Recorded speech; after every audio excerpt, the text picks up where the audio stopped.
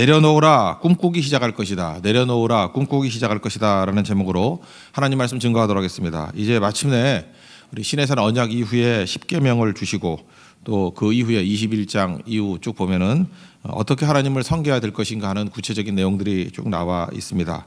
오늘은 10계명을 살필 건데 이제 핵심적으로 한번 봤으면 좋겠습니다.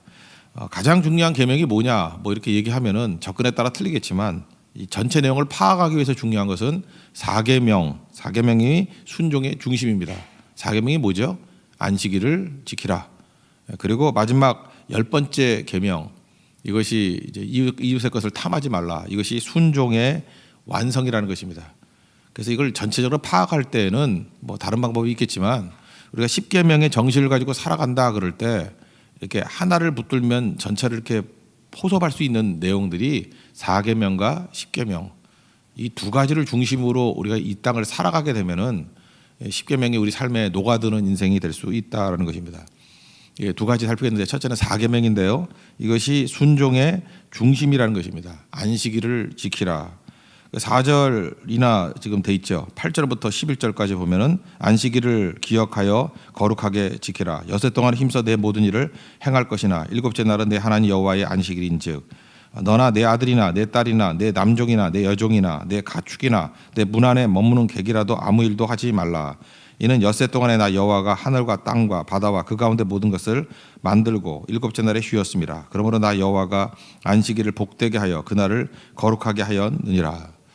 이 안식일법이 왜 중요하냐면 안식일을 잘 지킨다라는 것은 1계명, 2계명, 3계명을 지킨다. 이게 저절로 되는 거 아니겠습니까? 안식일을 지킨다는 게 뭐예요? 나 외에 다른 신을 두지 말라. 이거 예배드리니까 이거 당연히 되는 거고. 우상 숭배하지 말라. 안식일에 예배드린 거 아니에요. 하나님께 나오는 거고. 또 하나님의 이름을 망령되게 일컫지 말라. 안식일에 하는 일이 주의 이름 부르는 거죠. 그러므로 이 안식일 하나를 제대로 지키면 1, 2, 3, 4계명은 그냥 통째로 그냥 하나님께 드리는 것이 된다는 것입니다. 1, 2, 3계명의 내용이 뭐예요? 우리 인간의 크나큰 문제가 뭐냐면 에고거든요. 나 중심에서 하나님 중심으로 가는 것. 그러니까 안식일은 에고를 깨는 가장 강한 능력이라니까요. 우리 신앙생활을 해도요. 이 주일 성수라든지 안식일 지키지 못하는 사람 보면 에고가 강한 사람이에요. 자기의 자기 자신을 버리지 못하는 사람 마지막까지도 힘든 게 이 안식일 맡기는 거거든요. 안식일은 이걸 못하는 겁니다. 그래서 안식일이라는 것은 이건 하나의 법이 아니라 사실은 그 전반부에 있는 모든 법을 다 포함하는 내용이라는 것입니다. 안식일 계명의 핵심이 뭐예요? 욕망을 내려놓으라는 거예요. 욕망이 뭐죠? 나예요. 나를 내놔라. 내가 주인 삼은 모든 것 다 내려놔라. 그게 안식일입니다. 그러니까 1, 2, 3계명 다 지키는 거죠. 그리고 주님 중심으로 가는 거예요. 하나님께 맡기는 것. 우리가 누누이 말씀드리지만 말씀이 중요하다, 기도가 중요하다. 그러니까 말씀과 기도가 중요하다. 이게 신앙의 실제로 살아갈 때 핵심이거든요. 그러니까 말씀이 중요하다라는 것의 핵심이 뭐라 그랬어요? 하나님이 주인이시다.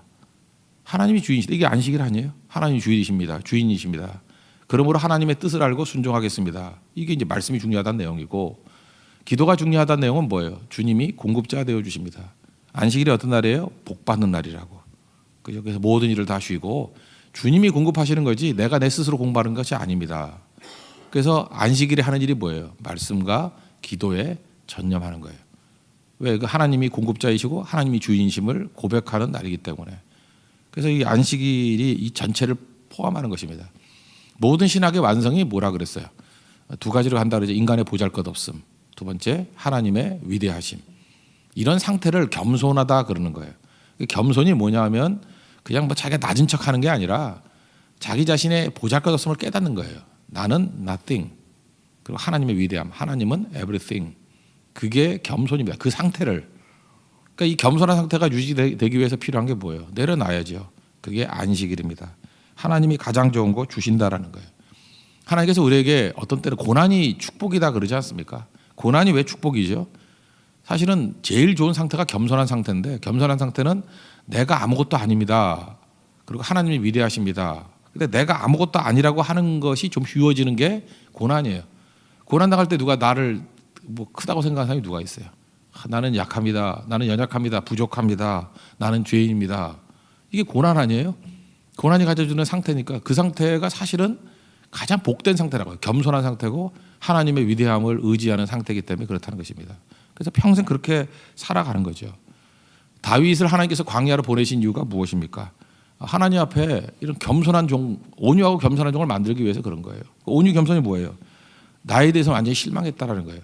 다윗 주변에 이상하게 배신자들도 많고 원수도 많고 그랬던 세팅이 유리했던 이유가 뭐예요? 그거 의지 못하잖아요. 그 이스라엘 백성 도왔습니다. 도왔더니 배신해요. 그러니까 사람 믿을 게 못 되는구나. 그렇게 느끼잖아요. 뭐 블레셋 왕에게 갔더니 그거 믿을 거 못 되는구나. 걔도 믿을 게 못 되는 거 나오잖아요. 쭉. 그러니까 다윗이 붙드는 건 뭐예요? 오직 하나님밖에 없습니다. 그래서 그런 겸손한 종이 된 거예요. 그래서 우리가 결론적으로 고난이 하나님께서 우리에게 주신 축복이다라는 거죠. 그래서 다윗은 자기 자신의 자기 에고를 의지할 시간이 없는 거예요. 그래서 하나님만 의지하는 백성이 된 것입니다. 이게 안식일이거든요. 안식은 누가 합니까? 자기 자아가 깨지고 하나님만 의지하는 백성이 안식할 수 있다라는 것입니다. 그래서 우리 에고가 깨지고 하나님만 의지하는 믿음의 종 되길 바랍니다. 어제 수요일 저녁에도 말씀을 드렸지만 우리가 하나님 앞에 예배를 드린다는 게 뭐냐 하면 하나님의 생각을 하는 거거든요. 내 생각, 에고를 버리고 하나님 생각을 하는 거고, 그 다음에 최고의 사냥꾼은 사냥감같이 생각한다 그러죠. 상대같이 생각하는 거. 그러니까 하나님만 의지하면 나는 보잘것 없잖아요. 그러니까 하나님 입장에서 생각하는 것을 배우는 거예요. 그게 말씀이고, 그러다 보면은 이제 하나님의 시각으로 보니까 다른 사람들이 보이는 거예요. 그래서 사냥감 입장에서 보는 사람이 되는 거예요. 우리 뭐 누굴 사냥한다는 뜻은 아니지만 그 사람을 이해하기 시작하는 거예요. 그래서 예배 시간이, 이 안식하는 시간이 비전의 시간이라고요. 비전의 시간이 뭐예요? 꿈꾸기 시작하는 거예요. 내 것을 내려놓으니까 이제 하나님 나라와 하나님 나라의 꿈을 꾸기 시작해요. 꿈과 비전이라 그런 건 하나님의 생각이거든요. 하나님의 생각을 막 하기 시작해요. 그러니까 아름답죠. 영광스럽죠. 그러다 보니까 다른 사람들을 하나님의 눈으로 바라보는 거예요. 그러니까 다른 사람의 아픔이 보이기 시작합니다. 이전까지는 남편 그러면은 그 나쁜 놈같이 보였다고. 저 나쁜 놈이고 저 나를 불행하게 만들고 나를 어렵게 만들고 속상하게 만들고 저거 뭐 바람이나 피고 뭐 폭력이나 행하고 그죠? 뭐 돈도 안 갖다 주고 뭐 이게 억울한 게 막 쌓여 있잖아요. 그죠? 근데 어느 순간인가 하나님의 시각에서 그 사람을 보니까 연약한 죄인인 거예요. 그래서 얼마나 아픈가, 얼마나 힘들었을까, 얼마나 당혹스러웠을까 이걸 깨닫는 거예요. 팍 깨닫게 되면은 그다음부터 회복이 되겠죠. 하나님의 시각에서 바라보는 거니까. 그래서 안식이 없는 인생은 에고로 내가 이거 놔두나 봐라 이런 사람들은 아픔이 안 보여요. 또 동시에 그 하나님 앞에 나아갈 때 아내의 아픔이 보이는 거죠. 아내의 아픔이 얼마나 짐이 무거웠나, 내가 무심했다, 얼마나 마음이 힘들었을까, 얼마나 우는 시간이 많았을까, 이게 보이기 시작하는 거라고요. 이게 언제 보여요? 둘이 얼굴 쳐다보면 싸움밖에 안 해요. 하나님 앞에 나가서 안식하게 될 때 하나님의 시각으로 보는 거예요. 하나님의 시각으로. 우리도 남의 집 아이를 바라볼 때 그 아이의 어머니 입장에서, 아버지 입장에서 보면 아이 이해하게 돼요. 아픔이 보인다고. 그러니까 우리가 아픔을 보지 못하는 이유가 무엇입니까? 예배도 안 드리고요. 하나님 앞에 안식을 못해요. 에고로 가득 차 있으니까 자기가 심판자가 되어 있는 거야. 바리새인같이 되어 있는 겁니다. 그래서 안식에서부터 하나님의 시각이 보이고 아픔이 보인다니까요. 우리 자녀들에게 좋은 부모 되고 싶죠. 예배 드리십시오. 예배 드려야 하나님의 시각에서 자녀를 바라보는 거예요. 그러지 않으면 욕심으로 자녀 보는 거예요. 저거 빨리 취직해야 되는데, 시집 가야 되는데, 저거 빨리 출세해야 되는데, 내 욕심이거든요. 근데 욕심이 아니라 하나님 시각에서 바라보면 자녀의 아픔과 당혹스러움이 보이고, 그게 보여야 기도가 나오는 거거든요. 사실 예배에 충만한 예배가 있으면은 기도는 터져 나오는 거예요. 그죠? 이게 애통하는 마음이 생기는 거거든요. 하나님의 시각에서 부르짖게 된다는 것입니다. 그러니까 내려놓지 못한 게 항상 문제라는 거예요. 여러분 지금 하나님의 비전으로, 하나님의 눈으로 움직이십니까? 아니면 욕망으로 움직이십니까? 욕망으로 움직이는 사람은 항상 현실적이에요. 꿈이 없습니다. 비전이 없어요. 그래서 기도도 자꾸 현실적인 기도를 하는 이게 뭐냐? 안식을 못하기 때문에 그래요. 하나님 앞에 예배 드리지 못했기 때문에 그래요. 예배 드릴 때 꿈꾸기 시작한다는 것입니다. 저는 옛날에 그 벽에다도 붙여놨어요. 안식을 못하니 꿈을 꾸지 못한다. 안식을 해야 꿈을 꾸는 거예요. 그래서 성도들에게 뭐 꿈과 비전 얘기하기 이전에 뭐 성령이 임하시면 뭐 꿈과 비전이 있고 뭐 자녀들은 예언할 것이고 쭉 나오지 않습니까? 그런 일들이 벌어지는 이유가 뭐냐 하면 하나님 앞에서 안식할 때 나타나는 현상이에요. 안식할 때 성령이 임하거든요. 원래 여러분들 욕망으로 사는 것이 아니라 안식을 통해서 우리 하나님께서 주시는 이런 모든 꿈과 비전을 누릴 수 있는 우리 믿음의 종 되길 바랍니다. 그래서 여러분들 이 십계명의 전반부 제대로 이해하기 위해서는 하나님 안식케 하여 주옵소서. 그죠? 안식이 뭐예요? 맡기게 해 주십시오. 다 맡기게 해 주십시오. 그래서 안식일의 핵심 우리가 주제죠. God works. 하나님이 일하신다는 거예요. 오늘 하나님의 일하심을 믿으십니까? 안식할 수 있는. 그래서 우리 교회 모든 성도들은 나의 부족함, 나의 연약함 내려놓고 하나님의 위대함을 붙드는 진정으로 안식하는 하나님 백성 되기를 축원합니다. 그다음에 두 번째는 이제 완성이거든요. 이제 5, 6, 7, 8, 9계명 다 지키고 10계명 되면은 이게 순종의 완성이에요. 중심이 4계명이라 그러면 완성이 되게 중요한 거죠. 마무리. 그래서 10계명 이것만 하면 또 되는 거죠. 17절을 보시면 내 이웃의 집을 탐내지 말라. 또 내 이웃의 아내나 그의 남종이나 그의 여종이나 그의 소나 그의 낙이나 무릇 내 이웃의 소유를 탐내지 말라. 탐내지 말라. 두 번 나오죠. 그러니까 10번째 계명은 뭐예요? 탐욕을 버리라. 탐내지 말라. 그러니까 하나님이 주신 것으로 만족하라. 이거 똑같은 거죠. 이 탐욕의 마지막은 뭐죠? 우리 기도가 중요하다 그럴 때 기도의 핵심은 하나님이 공급자십니다. 그러니까 기도가 없으니까 탐욕하는 거예요. 하나님이 공급하시는 것으로 우리 인생이 충분합니다. 그런 거죠. 근데 하나님이 주신 거에 충분하지 않다고 생각하는 거예요. 그게 탐욕이죠. 그러니까 하나님의 공급으로 나는 살 수 없다라고 믿을 때 이제 우리는 탐욕으로 가는 거예요. 탐욕으로 가니까 부모 공경 5계명부터 한번 보세요. 부모 공경하라. 살인하지 말라. 간음하지 말라. 도둑질하지 말라. 거짓 증거하지 말라. 이거 다 왜 하죠? 탐욕.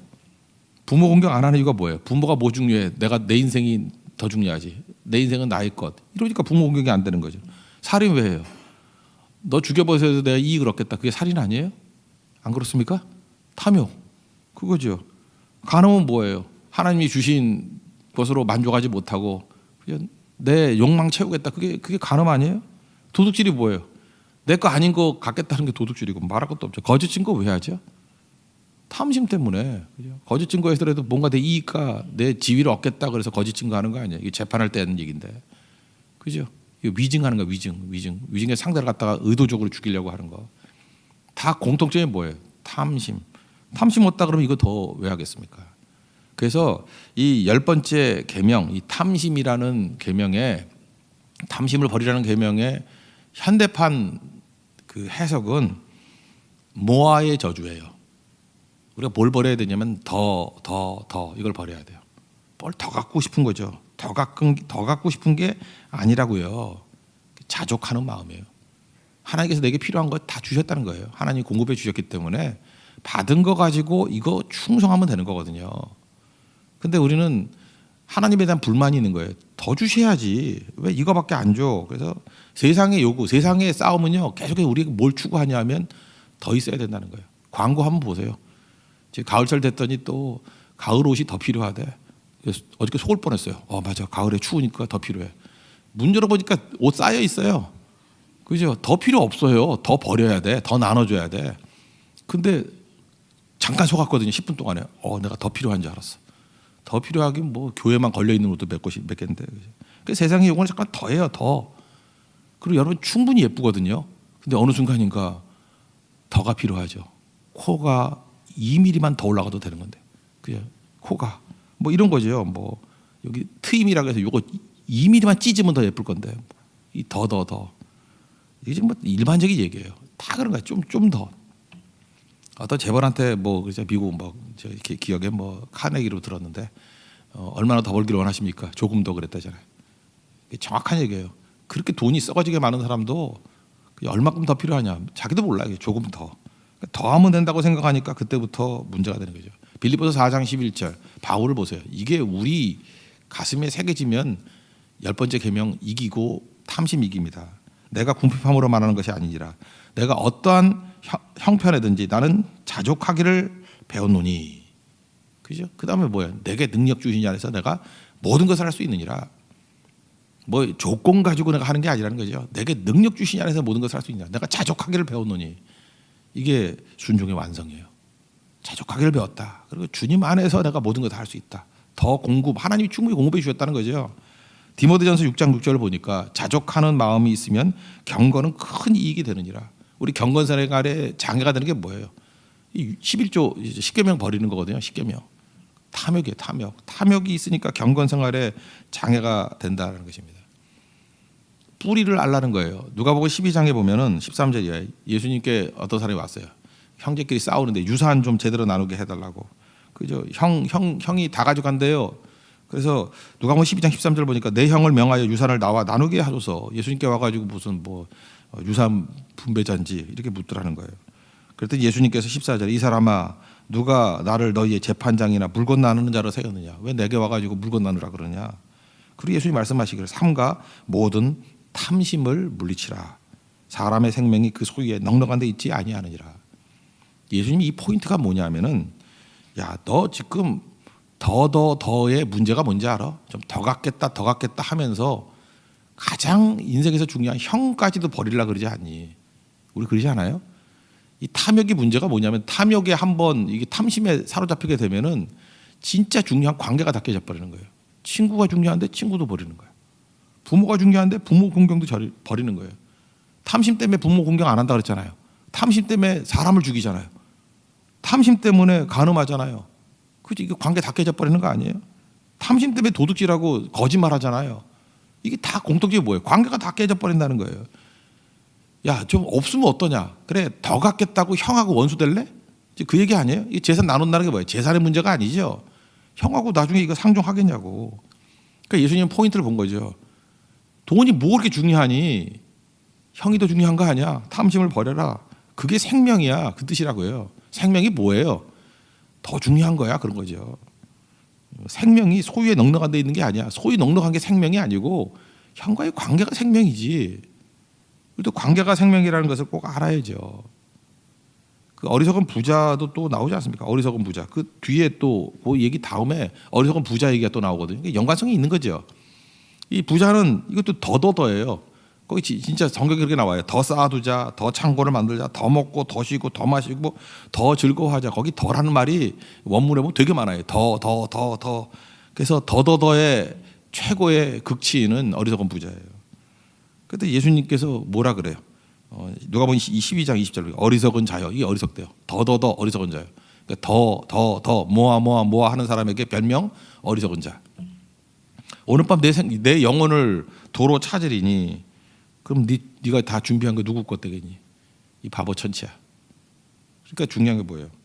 탐욕보다 중요한 것은 생명인데 생명은 관계라는 거죠. 사람과의 관계, 하나님과의 관계. 하나님과의 관계가 좋습니까? 사람과의 관계가 좋습니까? 그거보다 더 중요한 건 없겠죠. 돈이 많으면 뭐래요? 이 땅에서 한번 봅시다. 돈이 많으면 뭐래요? 아무도 나를 좋아하지 않아요. 아무도 안 좋아하는 돈. 그게 뭐 할 거야? 그 돈으로 좀 좋아하게 만들지. 뭐 사람 마음 사라는 게 아니고 뭐라 그러죠? 뭐 좋은 일 할 수 있잖아요. 관계 좋게 맺을 수 있잖아요. 돈이 있으면 좀 편리하지 않아요? 관계를 맺는데 밥도 좀 살 수 있고 그저 이렇게 만나기도 좀 유리해지고 뭐 없어도 할 수는 있지만 그럼 그런 거 그렇게 유리하게 써야죠. 아무도 상종하기 싫어해. 그 누가 좋아하겠어요? 그러니까 이 돈이라는 건 썩어질 거거든요. 이걸 빨리 가치를 만들어 가지고 생명을 얻어야죠. 생명, 영혼도 살려야 되고, 그죠? 관계도 맺어야 되고. 그러니까 하나님이 주신 모든 것들을 이렇게 풍성하게 만드는데 사용하는 거, 그게 지혜죠. 그러니까 생명은 관계를 하는 거 잊지 말고 생명 살리는데 다 쓰십시오. 그죠? 그 탐심이 아니라 그래서 하나님이 주신 것은 나눔이 돼야 돼요. 내게 주신 걸 어떻게 잘 나누기를 원합니까? 그때부터 능력이 나타난다는 것입니다. 여러분 모든 좋은 것들에 하나님께서 축복이잖아요. 우리가 사명자니까 사명자는 뭐예요? 통로 아니에요. 축복의 통로. 사명자라는 건 뭐죠? 하나님이 우리에게 더 주셨다는 거거든요. 언제나 더 주셨어요. 우리에겐 돈도 더 있고요. 언제나 시간도 더 있고 능력도 더 있고 다 더 있어요. 더 있는 것을 좀 더 있으면 어떡할까? 더 있으면 얼마나 좋을까? 그게 아니고 더에 대한 것을 십자가에 못 박는 건 나눔이에요. 내게 더 주신 걸 나누는 거예요. 그러면 그때부터 생명의 역사가 나타나요. 우리 교회도 그런 교회가 되길 원해요. 뭐 우리가 하나님께서 많이 주셨는데 이거 갖고 뭐 더 큰 교회, 더 큰 건물, 뭐 더 편한 잠깐 이렇게 나가다 보면 그게 탐심이 돼가지고 어디까지 갈지 몰라요. 우리 교회밖에 안 보여요. 우리 교회 그게 아니거든요. 하나님 주신 거 가지고 선교하고 나누고 베풀고 섬기고 그러면 관계가 자꾸만 넓어지고 생명이 충만해지고 그리고 부족하고 연약하지만 영혼들이 살아나잖아요. 그리고 기도도 마찬가지예요. 내 기도만 하면 그거 좀 유치하지 않아요? 그때 하나님께서 기도의 시간을 주셨을 때 중보기도 하고 세우고 부르짖고 그게 얼마나 많이 필요해요. 이번 12월에도 베트남 우리 신학생들이 우리 교회 온다 그러는데 뭐 한 일주 정도 우리가 이제 상교해야 될 것 같아요. 그때 나누고 기도해주고 좋은 거 보여주고 그런 교회들이 오니까 얼마나 좋아요. 대만 사람도 오고 자꾸 오잖아요. 그죠? 그 왜 오죠? 우리가 걔네들한테 더 뜯어 먹으려고 그러면 오겠어요? 딴 데도 도망치지. 근데 오면은 더 주고 더 하고 이거 관계가 더 풍성해지니까 나중에 어디까지 가겠어요? 그 베트남 전역까지 9천만의 베트남 사람들 다 품을 수 있는 날도 오겠죠. 그죠? 작은 일에 충성하면 보다 큰 걸 맡기기 때문에 이게 순종의 완성입니다. 그래서 우리가 실질적으로 살아갈 때 10계명 그러면 10가지라서 이게 힘들 것 같이 보이는데 살아갈 때 10계명적인 삶을 사는 방법은 4계명 안식일 지키십시오. 내가 주인 삼은 것 다 내려놓고 주님 주인이라는 거예요.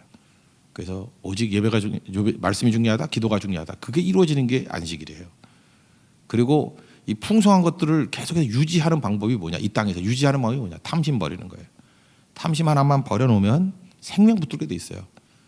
부모와의 관계, 그죠? 뭐 살인, 간음, 뭐 쭉 나오잖아요, 그죠? 뭐 그 거짓 증거부터 시작해서 그 모든 것들을 다 풍성하게 만드는 관계가 탐심을 버리는 데 있다는 거예요. 그래서 여러분들 4계명과 10계명을 통해서 우리 삶 속에서 10계명이 열매를 거둘 수 있는 승리의 종 되기를 축원합니다. 예, 자리에서 일어나겠습니다. 내가 주인 삼은 모든 것 내려놓고 전하겠습니다.